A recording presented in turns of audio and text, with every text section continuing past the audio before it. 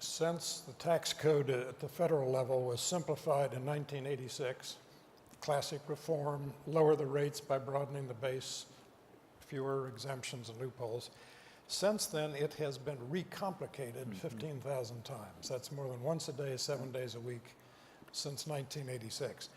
Is there a metabolic urge of some sort in Washington, in our American political system, that makes it impossible to have a tax code that looks as though you designed it on purpose? Well, yes, of course. One could say that if you only weed the garden every 25 years, it'll be a mess. That doesn't quite capture it in Washington, because there is not just the natural growth of these things and these preferences, but the fact that you've got a lot of people running around planting the weeds. And just to switch metaphors, I mean, the bigger the trough, the more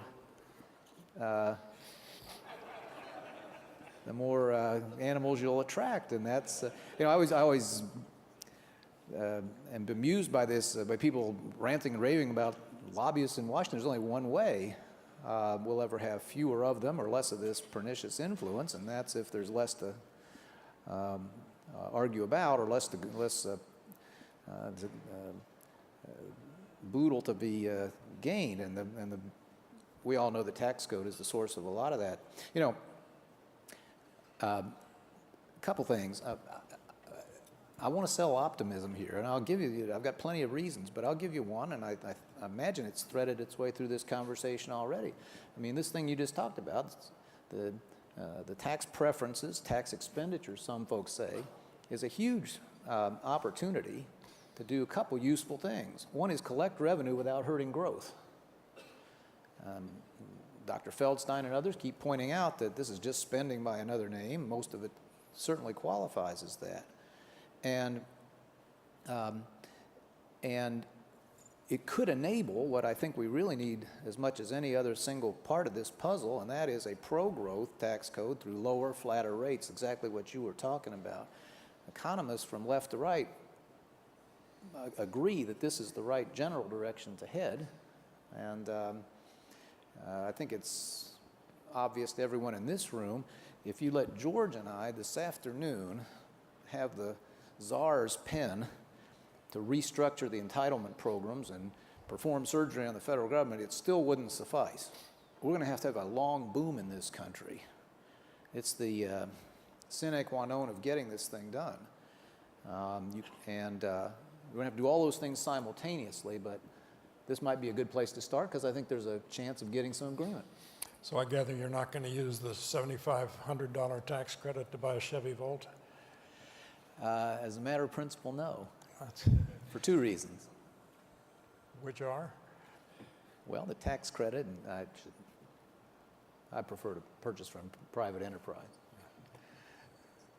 The role of public employees unions at the state level so far, and perhaps someday at the federal level, will become a big topic of argument of their role in causing and their possible role in helping to solve the fiscal problem at the state level. What's been your experience in Indiana?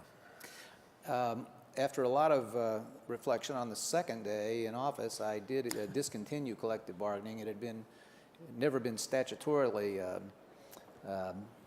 authorized in our state, but it had been put in by, as in many places, by executive order.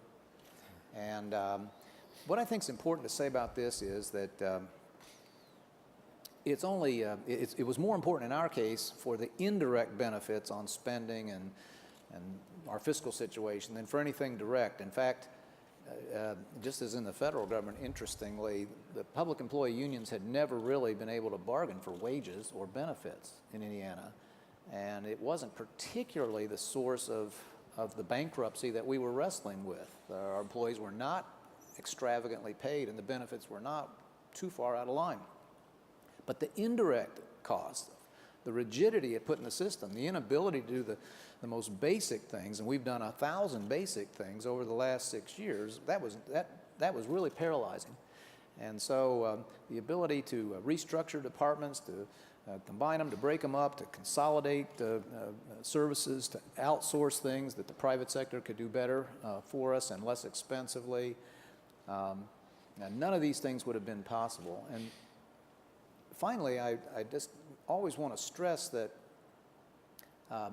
yes, it was a very major, indispensable element in our moving from a position of bankruptcy to a position of strong solvency, but it's also a lot about delivering services well. And we can demonstrate, because we measure everything, that services in Indiana are being delivered better than ever, and that's really important, seems to me. It is going to be, I think, very essential to the reforms that have to come, that people take a positive outlook toward those things government should do. I always remind our folks at home that skepticism about big government is very healthy and very American, but contempt for all government is a mistake. And so we have really worked hard to say that within the limited sphere that we believe government ought to occupy, we have a very solemn duty to perform with excellence if we can. And being freed of the collective bargaining rules was absolutely indispensable to that. You can argue, Governor, that democracies only act on difficult problems under the lash of necessity when they have no other choice. Hitler was warned about by Churchill, but they paid no attention until he got to the Channel ports. In 1983, the Greenspan-Moynihan-Dole Commission reformed Social Security because the checks were about 2 weeks from not being able to go out. What kind of lash of necessity will it take? What catalyzing event might cause the American federal political system to act? We can all foresee the kind of catastrophe that could happen. If the markets decide our credit's not good anymore. But we'd all rather not get there, because sometimes those crises lead to 11th hour actions by democracies, but sometimes they lead to something else. They lead to tyranny or some kind of authoritarian answer to a problem that democracy didn't seem able to solve. And so I think the task of people like this tremendous assembly in this room is to reach our fellow citizens, many of whom, please don't blame the American people for their apparent reluctance to deal with these things. Most of them simply have never been leveled with, have never been told the facts. No one has explained to them that the current system leads to the plundering of the next generation. And I honestly believe that we can, as a republic, deal with these issues before the worst happens. Governor, the sign here tells us we're out of time. I will not close without saying that I know a lot of people in this room feel as I do that Broder's Law has been triggered by your recent decision. David Broder, the late David Broder, said that anyone who will do what you have to do to become president shouldn't be allowed to be president. And we respect as much as we regret your recent decision, but thank you for coming here today. Thank you for having me.